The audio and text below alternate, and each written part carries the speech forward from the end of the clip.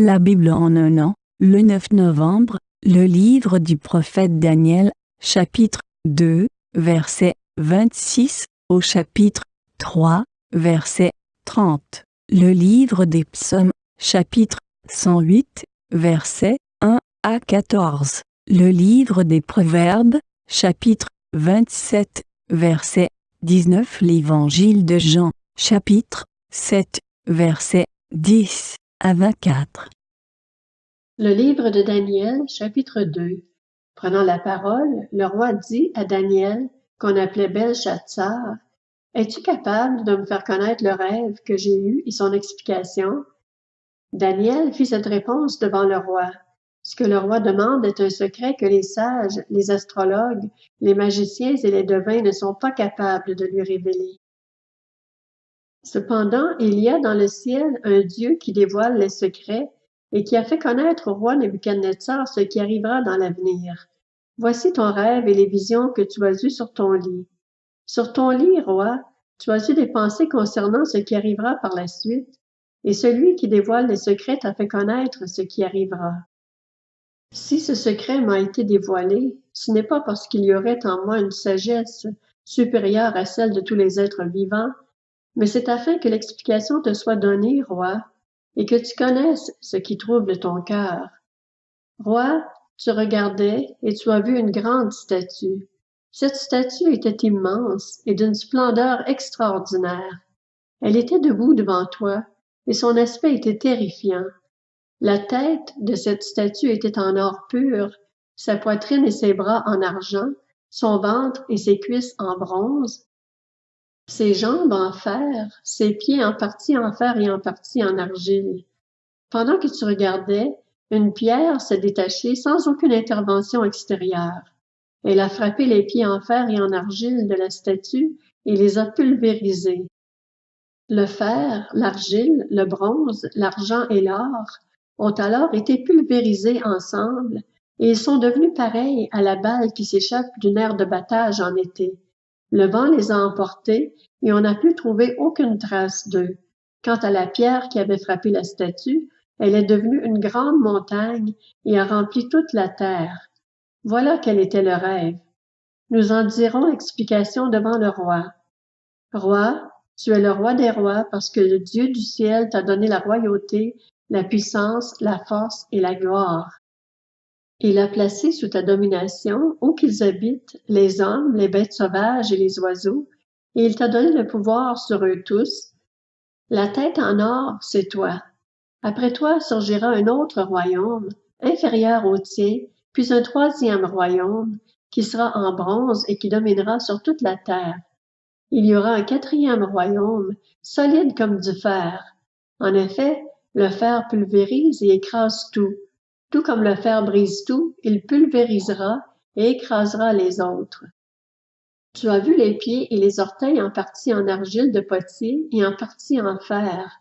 De même, ce royaume sera divisé, mais il y aura en lui quelque chose de la force du fer, parce que tu as vu le fer mélangé à l'argile. Les doigts des pieds étaient en partie en fer et en partie en argile. De même, ce royaume sera en partie fort et en partie fragile. Tu as vu le fer mélangé à l'argile, parce qu'ils font des alliances toutes humaines. Cependant, ils ne sont pas vraiment unis l'un à l'autre, de même qu'on ne peut allier le fer à l'argile. À l'époque de ces rois, le Dieu du ciel fera surgir un royaume qui ne sera jamais détruit et qui ne passera pas sous la domination d'un autre peuple. Il pulvérisera tous ces royaumes-là et y mettra fin, tandis que lui-même subsistera éternellement. C'est ce qu'indique la pierre que tu as vue se détacher de la montagne sans aucune intervention extérieure et qui a pulvérisé le fer, le bronze, l'argile, l'argent et l'or. Le grand Dieu a fait connaître au roi ce qui va arriver par la suite. Le rêve est vrai et son explication est digne de confiance. Alors le roi Nebuchadnezzar tomba le visage contre terre et se prosterna devant Daniel. Il ordonna qu'on offre des sacrifices et des parfums en son honneur. Le roi adressa la parole à Daniel et dit, « C'est certain, c'est votre Dieu qui est le Dieu des dieux et le Seigneur des rois, et il dévoile les secrets puisque tu as pu dévoiler celui-ci. Ensuite, le roi accorda une position élevée à Daniel et lui fit de nombreux et grands cadeaux. Il lui donna le commandement de toute la province de Babylone et le désigna chef suprême de tous les sages de Babylone. Daniel demanda au roi de confier l'administration de la province de Babylone à Shadrach, Meshach et Abed-Négo. Lui-même resta à la cour du roi. Le livre de Daniel, chapitre 3. Le roi Nebuchadnezzar fit une statue en or, haute de 30 mètres et large de 3 mètres. Il l'adressa dans la vallée de Dura, dans la province de Babylone. Le roi Nebuchadnezzar fit rassembler les administrateurs, les intendants, les gouverneurs, les conseillers, les trésoriers, les jurisconsultes, les juges et tous les magistrats des provinces pour qu'ils se rendent à la dédicace de la statue qu'il avait dressée. Alors les administrateurs, les intendants, les gouverneurs, les conseillers, les trésoriers, les jurisconsultes, les juges et tous les magistrats des provinces se rassemblèrent pour la dédicace de la statue que le roi Nebuchadnezzar avait dressée. Ils se tinrent debout devant la statue que Nebuchadnezzar avait dressée. Un héros cria à pleine voix, « Voici ce qu'on vous ordonne, peuple, nation, hommes de toute langue. Au moment où vous entendrez le son de la trompette, de la flûte, de la guitare, de la petite et de la grande harpe, de la cornemuse et des instruments de musique de toutes sortes, vous vous prosternerez et vous adorerez la statue d'or que le roi Nebuchadnezzar a dressée. Si quelqu'un ne se prosterne pas et ne l'adore pas, il sera jeté à l'instant même au milieu d'une fournaise ardente. C'est pourquoi, au moment où tous les peuples entendirent le son de la trompette, de la flûte, de la guitare, de la petite et de la grande harpe et des instruments de musique de toutes sortes, tous les peuples, les nations et les hommes de toute langue se prosternèrent et adorèrent la statue en or que le roi Nebuchadnezzar avait dressée. À ce moment-là, profitant de l'occasion, quelques Babyloniens se présentèrent pour accuser les Juifs. Ils prirent la parole et dirent au roi Nebuchadnezzar, « Roi, puisses-tu vivre toujours? D'après l'ordre que tu as toi-même donné, tous ceux qui entendaient le son de la trompette, de la flûte, de la guitare, de la petite et de la grande harpe, de la cornemuse et des instruments de toutes sortes, devaient se prosterner et adorer la statue en or. D'après le même ordre, si quelqu'un ne se prosternait pas pour adorer la statue, il devait être jeté au milieu d'une fournaise ardente. Or, il y a des Juifs à qui tu as confié l'administration de la province de Babylone, Shadrach, Meshach et Abed-Négo. Ces hommes ne tiennent aucun compte de ton ordre, roi. Ils ne servent pas tes dieux et n'adorent pas la statue en or que tu as dressée. Alors Nebuchadnezzar, irrité et furieux, donna l'ordre de faire venir Shadrach, Meshach et Abed-Négo. Ces hommes furent donc amenés devant le roi. Nebuchadnezzar prit la parole et leur dit, « Est-il vrai, Shadrach, Meshach et Abed-Négo, que vous ne servez pas mes dieux et que vous n'adorez pas la statue en or que j'ai dressée? Maintenant, tenez-vous prêts, et au moment où vous entendrez le son de la trompette, de la flûte, de la guitare, de la petite et de la grande harpe, de la cornemuse et des instruments de toutes sortes, vous vous prosternerez et vous adorerez la statue que j'ai faite. Si vous ne l'adorez pas, vous serez immédiatement jeté au milieu d'une fournaise ardente. Quel est le Dieu qui pourra alors vous délivrer de mon pouvoir? » Shadrach, Meshach et Abed-Négo répliquèrent au roi Nebuchadnezzar, « Nous n'avons pas besoin de te répondre là-dessus. Notre Dieu, celui que nous servons, peut nous délivrer de la fournaise ardente, et il nous délivrera de ton pouvoir, roi. Et même s'il ne le faisait pas, sache, roi, que nous ne servirons pas tes dieux et que nous n'adorerons pas la statue en or que tu as dressée. » Nebuchadnezzar fut alors rempli de colère.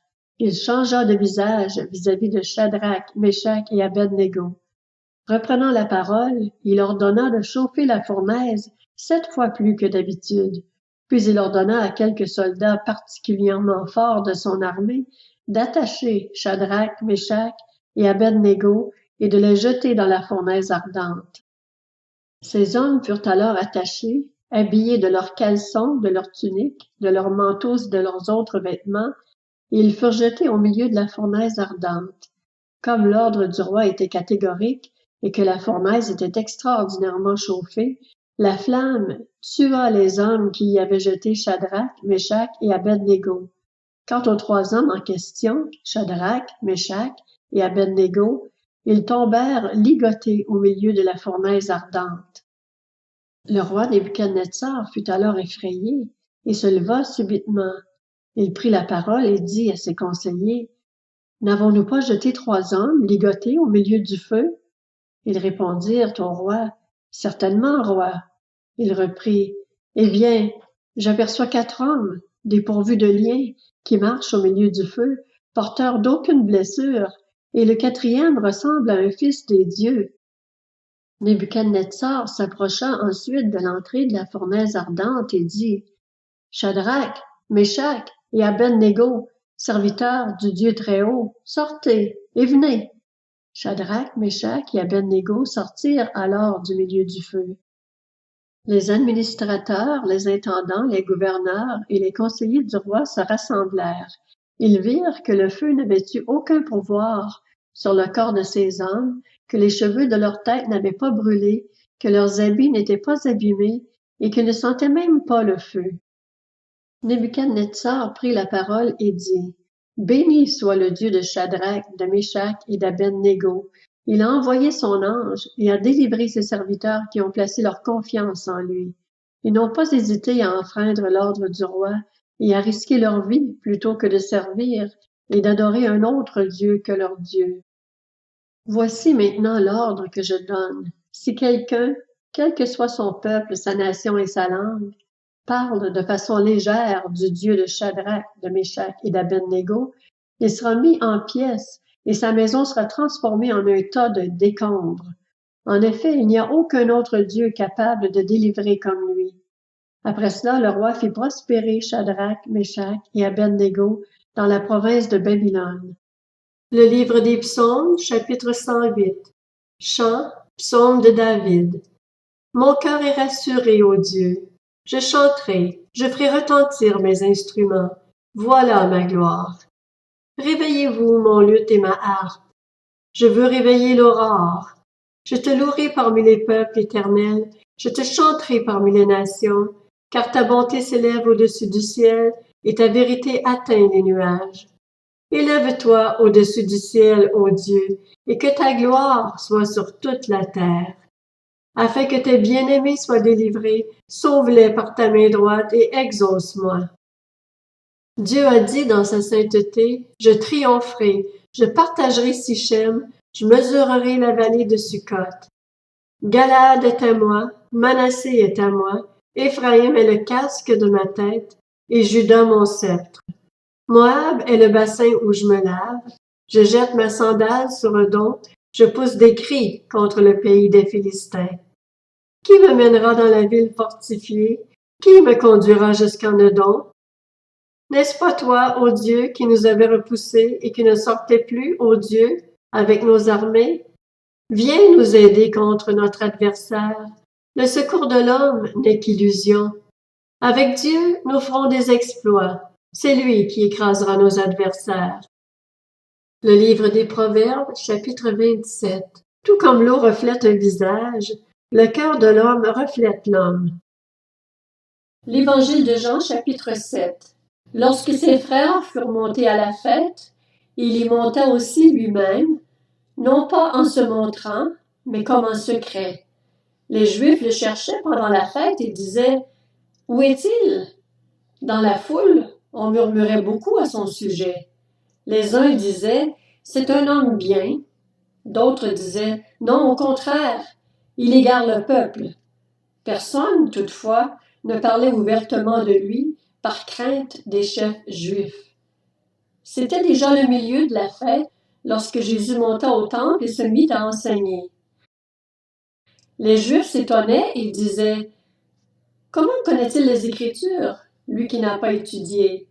Jésus leur répondit « Mon enseignement ne vient pas de moi, mais de celui qui m'a envoyé. Si quelqu'un veut faire la volonté de Dieu, il saura si mon enseignement vient de Dieu ou si je parle de ma propre initiative. Celui qui parle de sa propre initiative cherche sa propre gloire. Mais si quelqu'un cherche la gloire de celui qui l'a envoyé, celui-là est vrai, et il n'y a pas d'injustice en lui. Moïse ne vous a-t-il pas donné la loi? Or, aucun de vous ne la met en pratique. Pourquoi cherchez-vous à me faire mourir? La foule répondit, tu as un démon. Qui cherche à te faire mourir? Jésus leur répondit, pour une seule œuvre que j'ai faite, vous êtes tous étonnés. Moïse vous a donné la circoncision, qui ne vient du reste pas de lui, mais des patriarches, et vous circoncisez un homme le jour du sabbat. Si, pour respecter la loi de Moïse, un homme reçoit la circoncision le jour du sabbat, pourquoi vous irritez-vous contre moi parce que j'ai guéri un homme tout entier le jour du sabbat? Ne jugez pas d'après l'apparence, mais portez un jugement juste.